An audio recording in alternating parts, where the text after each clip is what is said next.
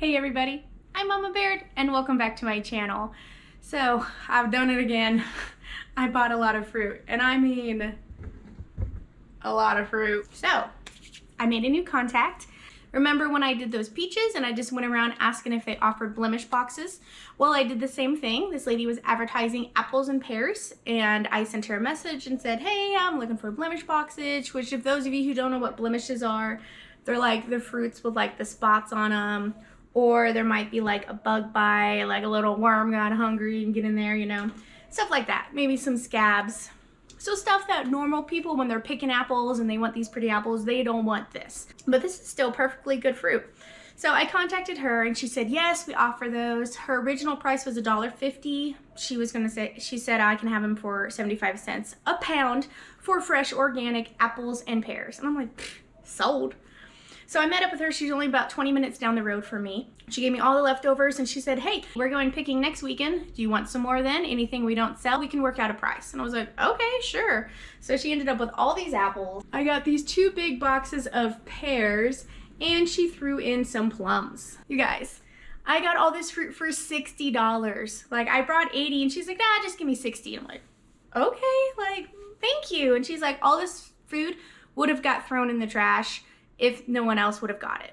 So that's what I'm talking about, is going out there and finding people who are wanting to get rid of stuff. Or at this rate, you know, they'll just trying to sell it instead of having to throw it away or give it away. So she got $60 extra for something she normally would not have gotten any money out of.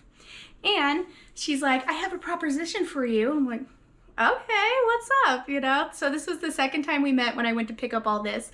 And she was like, in the springtime, we usually go cherry picking up in Spokane, Washington. She's like, how about if you come with us? You would just have to come here to our house. We would drive you up there. You help us pick all the cherries, and then whatever you pick over quota, you can keep for free. She's like, you know, it would be an all-expensive paid trip. We would take you up there. You would help us pick. You could keep whatever's over quota, and we'd bring you back.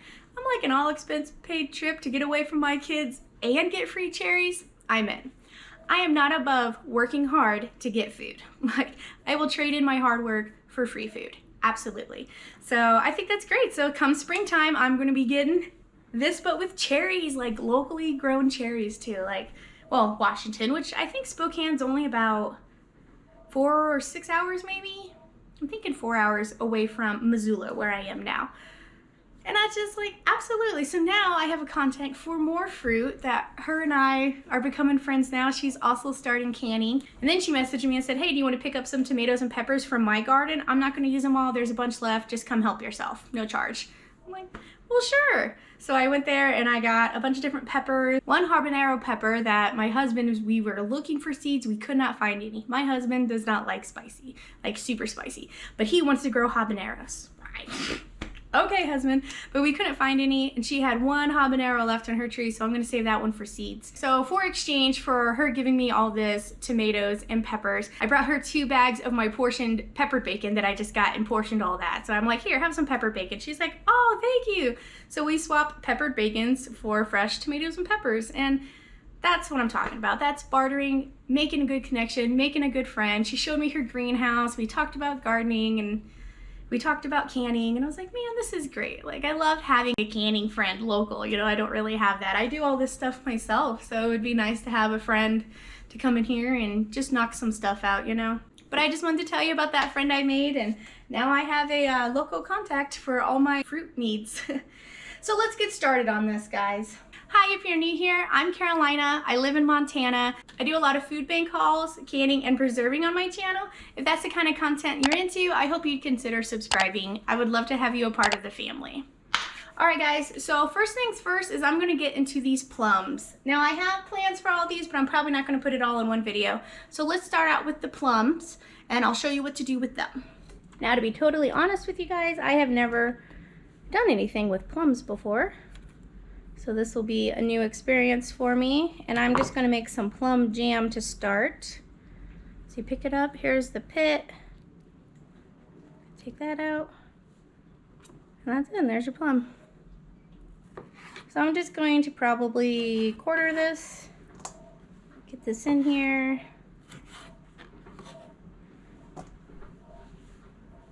mean, it's a bit tedious, you know, put on some music. I really need to get some headphones. I don't have any headphones. That would help too.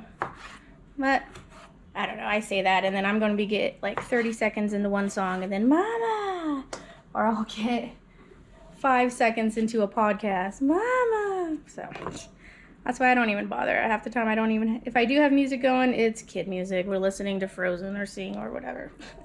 All right, so I'm just gonna keep doing this. I'm not gonna make you guys watch me for the whole thing. We're just quartering all these, and I'm gonna do that with all these plums.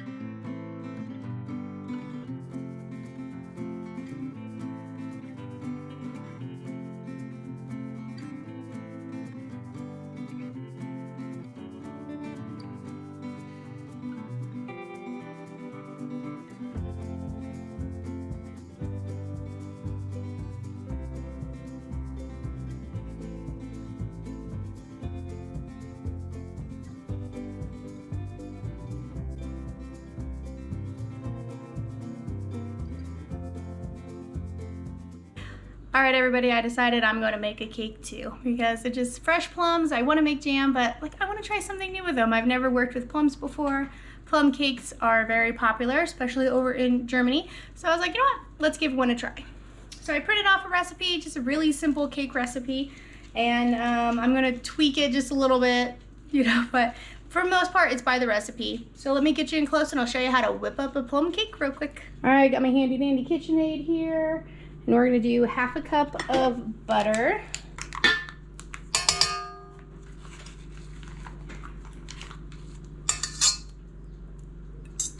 Roughly 1/2 cup, you know.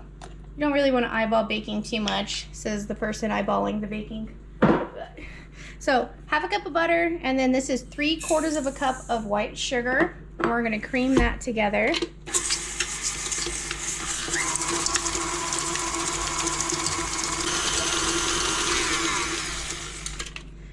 So I'm gonna scrape this just to make sure I get all of that, all of it incorporated. And then I'm gonna add 2 eggs. Guys, do you see that little red spot on the egg? Now that's nothing to be worried about. All that means is that rooster got lucky, he got a hold of that hen, and now that could be a baby if I put that in the incubator. So don't ever freak out about that. It's perfectly fine to eat, it's not gonna hurt anything. All right, 2 eggs in there, and then this did not call for any vanilla, but you know, I'm adding vanilla because I think vanilla goes great with cakes.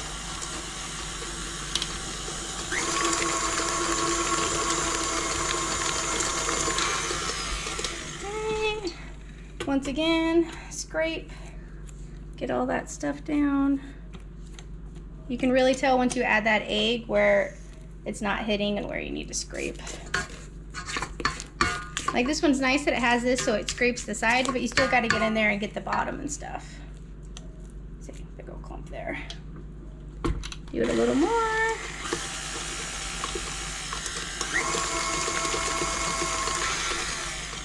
All right, and then we're going to add our dry goods. This is 1 cup of flour. Now it just called for all-purpose flour, but I recently got this pastry flour, which is good for cakes. So I'm going to switch it out and try the pastry flour. Hopefully it'll work out. And then 1 teaspoon of baking powder. This recipe also did not call for any salt, and I think that salt needs to go in all baked goods, so I'm putting in just 1/4 teaspoon of salt. Whoa. All right, you're just gonna mix that till it's all together.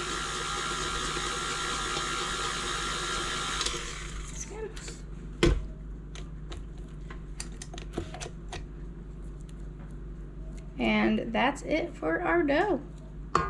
Pretty simple ingredients, probably stuff you guys have on hand. Okay, let's kind of mix in the rest, make sure it's all together. It's not very much batter, you know, it's more like a torte, I guess. All right, I got my 8-inch cast iron. I'm gonna try baking it in here. I greased it with a little bit of butter. just to make sure. Hopefully it'll come out. Smear it around.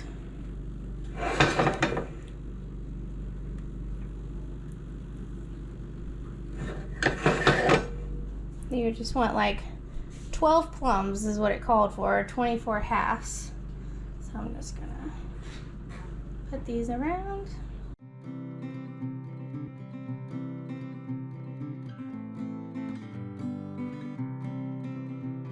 Yeah. And then I called for half of a lemon's juice. I don't have fresh lemons. I suggest fresh lemons. But honestly, guys, this is a work in a pinch. So just cover it in some lemon juice. Like, don't stress yourself out and go get something. And then we're going to be topping this with cinnamon sugar. So it's a good thing I have a bunch of this made up. So now I don't have to worry about making one more thing. This is already done. We're going to sprinkle the top with cinnamon sugar. And that's it. We're going to bake this for 1 hour in a 350-degree oven. And I am finally done. Holy moly, that took a while. Oh, plus the whole family woke up, so I had to deal with that. But look at this big bowl. It looks like this is a 6-quart line right here. I was hoping all these would fit in my little orange pot here, but I don't think they will. And I don't have another size. I either got my, I don't know, what's this, 12-quart or my 20-quart. So I'm gonna measure this and put it in my big pot, just because I'm gonna make sure I have the right amount. All right, so there's 8 cups, 16 cups, and then another 8 cups. So for every cup of plums, you wanna do half a cup of sugar. And I know that seems like a lot, because it is, but that's what you're gonna need for this to set up, because this is a no pectin recipe. There's pectin in the plums, so they're gonna help get that set up to gel consistency. We just gotta cook it for a while, and that sugar is what's gonna get it to that consistency. Now, this is gonna make a lot. Like the recipe I called for had 8 cups total, so they did 4 cups of sugar, and then they got like 4 jelly jars of plum jelly. Plum Jam. So I'm not quite sure how much this is going to make, but this should meet my plum quota for the year. So if I had 24 cups of plums, that means I'm going to need 12 cups of sugar. So let's get that measured out. I'm going to get it in the pot, and I'm going to let the plums and the sugar kind of marinate for probably 30 minutes or so to help draw out some of the juices from the plums, and then we'll turn the heat on and we'll get her cooking. For those of you who wonder how I store my sugar, I have a 5-gallon bucket here. This is actually a pickle bucket that I got when I worked at Applebee's. I was always taking the buckets when we were done with all the pickles.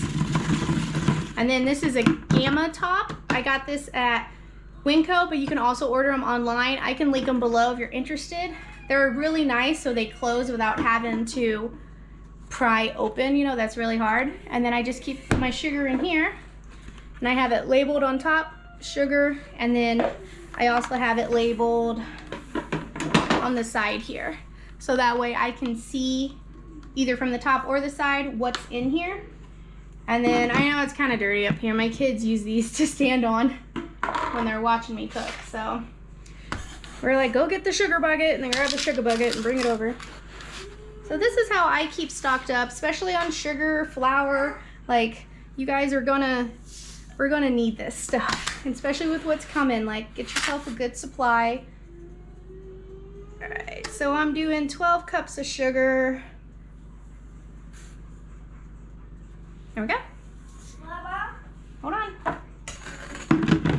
Close this back up, just like that. All right, I think our cake is done. I put it in there for 45 minutes to check it, and it looks pretty done to me. Let's pull her out and check it. Oh, yeah. Oh, guys, that looks so good. I think it's done. I'm gonna let it sit just like that. Man, that looks good. I might shake a little powdered sugar on it. I think that would look really nice. Look at that plum cake.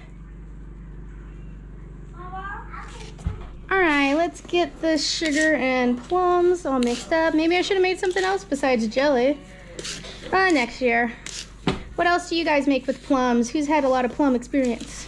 because I'm just going to be making plum jam with this, but I know there's lots of different things that you can make. I wonder if you can make like a plum salsa like I did with the peaches. I don't know.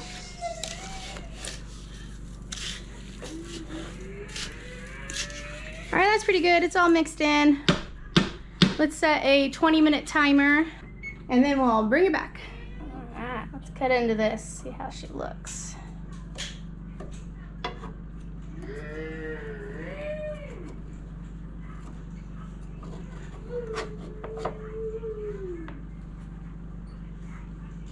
Oh, that looks beautiful. Yeah. I think the kids will like it. This is the first year my daughter's even had plums, and she's been eating them like crazy. This is hot.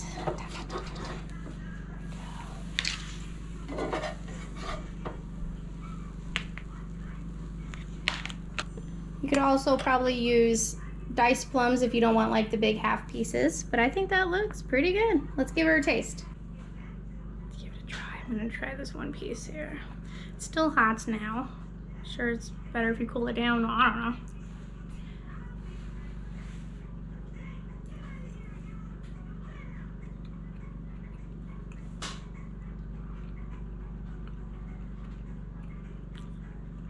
Oh yeah. Wow. That is fantastic. That cinnamon sugar on top. Just a nice little crunch on top. Ooh. You guys, give this a try. If you can get your hands on some plums. I don't even know what kind of plums those were. Just regular plums, but get your hands on some plums and give this cake a try. How easy was that? I'm glad I added that vanilla though. All right, maybe one of the kids won't get a piece. All right, it's been about 25 minutes. You can see a lot of the sugar has dissolved in there, and it's made this nice little syrup. So let's get this heat turned on. I'm not gonna crank it because I don't want it to burn. So I'm gonna put it like at a 7, and then we'll let this start coming up to temperature, and we'll get this a boiling. All right, it's been about 20 minutes, and you can see a lot of this is foaming. It's starting to bubble up some, but it's not near done. It's just starting to get a little bit of action going on. So we're probably gonna let this simmer for at least 15 more minutes, and then I have a spoon in the freezer where I'm going to test the consistency and see if it's ready to get jarred up. With the plums, we're waiting for the pectin to activate because we haven't added any additional one. So that's why this one has to cook and simmer a lot longer than if you're just doing a normal jelly. Because normal jellies, you add a little bit of sugar and the pectin to the fruit, bring it up to a boil, let it boil for a minute, add the rest of the sugar, bring it back up to a boil, let it boil for 3 minutes, and then it's ready to go. But this one, we gotta let it simmer and boil for 20 minutes or so, maybe even longer. We'll test it. You can either have a cold plate where you put it on there, but I'm just gonna use a spoon because I'm gonna taste it, and then I'm gonna try it that way, and we'll see how it holds up. And then if it needs to get thicker and get more pectin, then you're gonna boil it a little longer. So that's kind of how you're gonna work with jams and jellies that don't require any additional pectin. So we're waiting for this to come back up to a boil, and we're just gonna let it go for a couple more minutes. All right, so this is really boiling now. There's a lot of foam on top. Some people will add a knob of butter to get that foam down. I don't really mind it. Like, it settles on the top and it gets mixed in with the jam when you open it up. So to me, it's not worth scraping all that off and possibly losing some good jelly down there. Because I always notice if I go to scrape it off, I always end up with the jam. So I just quit doing that so I wouldn't be wasteful and just deal with it. It doesn't have to be too aesthetically pleasing to work. All right, so it's not at a full boil yet because as you can see, I can stir it and the boiling goes away. So we're gonna keep this boiling a few more minutes. All right, guys, let's give this plum jam a test. I got just a frozen spoon here. I'm gonna put some of the jam on there. Just let it cool down. And then we're looking like to be able to push it and it would stay.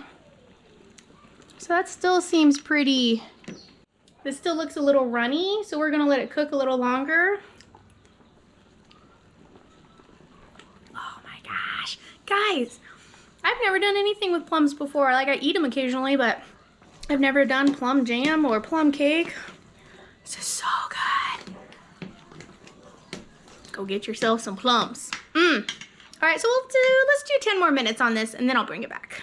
Just hold on, it takes a while. All right, guys, that's looking a little better. You can see the plums have cooked down more. And you see, we didn't add any water to this. This is all the juice.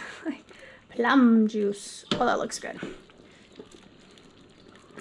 All right, let's get some of this syrup here. I got my frozen spoon again. Might be better to use a plate. A lot of people use a plate or a saucer.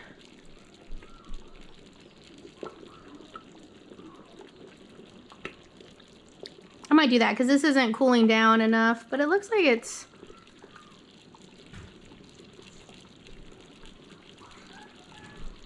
Well, let's do a couple more minutes. Alright, I got me a cold plate. I think this is going to be good though, guys. This will be going for a while. Let's put some of that on there. Alright, it's on here. Let's see. Oh yeah, that looks way more jelly-like. You see that? Alright, num num. I'm going to use mostly pint jars just because my family goes through quite a bit of jelly. If one of these jelly jars, if I open that up, that's like 2 sessions of peanut butter and jelly, you know? So we will go through a pint of jelly. So that's why I'm doing mostly pints for these, but I am going to do a few jelly jars to give for like gifts. Just looking for 1/2 inch head space. This one's an old pickle jar. I like to reuse my pickle jars or spaghetti sauce jars from the store, especially for water bathing. They hold up really well. So don't be afraid to reuse those, guys. It works great.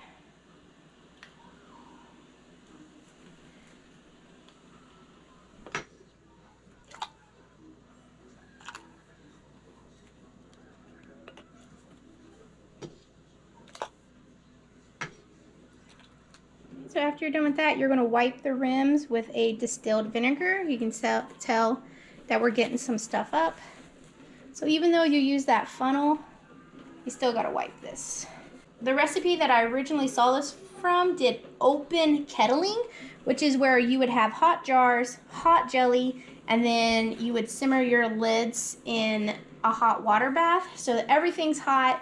You put your hot lids on there as soon as you get the jelly in there, and then they will seal on their own without needing to water bath.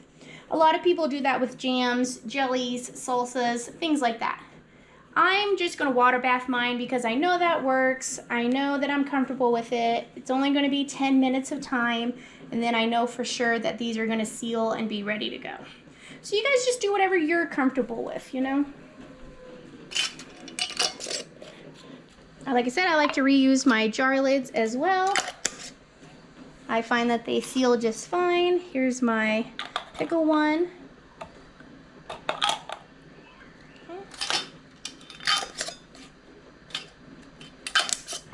I have my pressure canner set up for a water bath.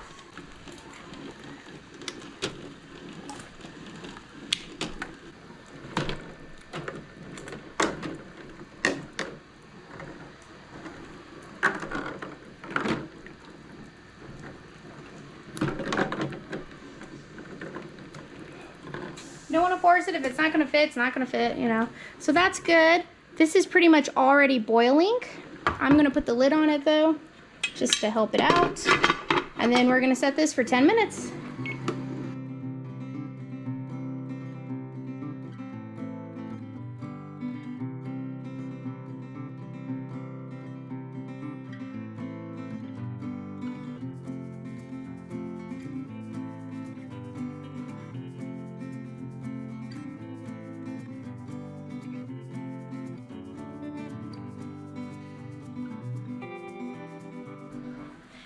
Alright guys, our first round of plum jam just came out. They all sealed already.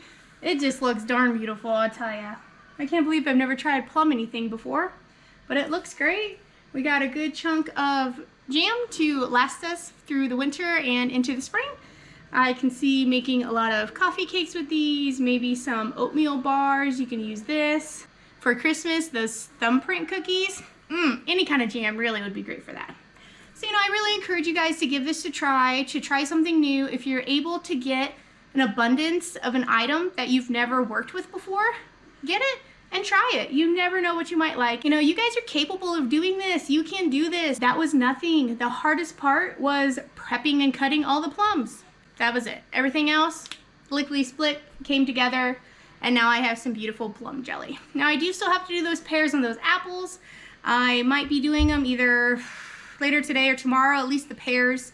So if you have any ideas of what I can do with those, I think I'm just gonna make like a vanilla syrup like I did the peaches, because those are just so good. But I wanna do something else with them. I have a dehydrator. I've never tried dehydrating pears before, so maybe I'll give that a try. Give me some ideas, guys. What do you want to see out of these pears and apples? You have time to get your votes in. Let me know what I should make. Let me know what you want to learn, and I'll see if I can do it. Thank you so much for watching, and I'll catch you next time on Mama Beards.